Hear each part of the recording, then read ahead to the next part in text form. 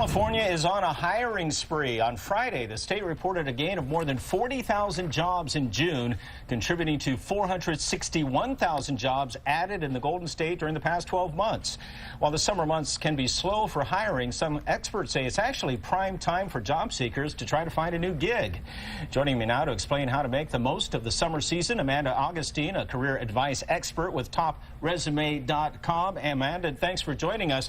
The big question is, why should somebody be looking for a job during the summer? You would think all the bosses are out on vacation. Of course, there are so many people that take off the summer and say, forget it, I'm taking a vacation from the job search. But when you think about it, that's the perfect time because you have less competition. So yes, there might be a lag time in people getting back to your applications, but think about it, your resume is competing with a far smaller pool of candidates. So do it now before everyone jumps in. Right. You say there are 5 simple tips to follow this season, so you're set up to get a job by September. Let's start with the first one. Get resume ready. What does that mean? So studies have shown that the average recruiter looks at a resume for 6 seconds before they decide if you're a fit or not for the job. So you have 6 seconds to make the right impression. And we know that if you have a professionally written resume, you're 40% more likely to land the job. So you know what? It's time to get your resume in shape. And if you're not ready to hire a pro, seek out a professional service like Top Resume. Get a free critique. Let somebody give you some feedback so then you can work on your resume from there. So what in 6 seconds is a red flag for somebody looking at a resume? What should you avoid putting on that resume so it doesn't get tossed? Oh, how much time do you have, Ken? We have 2 minutes. So I think, all right.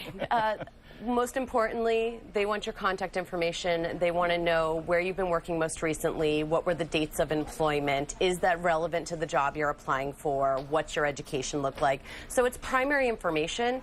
The worst thing you can do is add a bunch of unnecessary or irrelevant stuff that has nothing to do with the job that you're targeting. So try and avoid any information that's not supporting your current job goal. Okay, tip number 2, perfect your personal brand. What is your personal brand?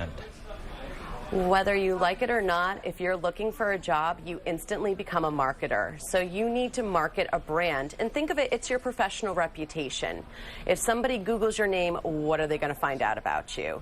What I recommend doing is make a list of every single site where you've ever set up an account, whether you uploaded your resume or it's a social media account, and decide, is this going to support my job search or do I want to hide this from recruiters at all costs?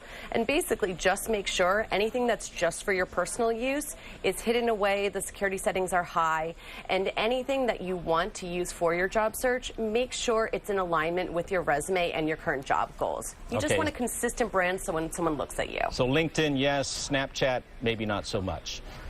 Maybe not so much. And you know what? There's a great checklist. Go to topresume.com/checklist. I got a free one for you that gives you all the steps. Okay, another tip, number 3, party with a purpose. We all like to party, but you can actually make this work for you and looking for a job?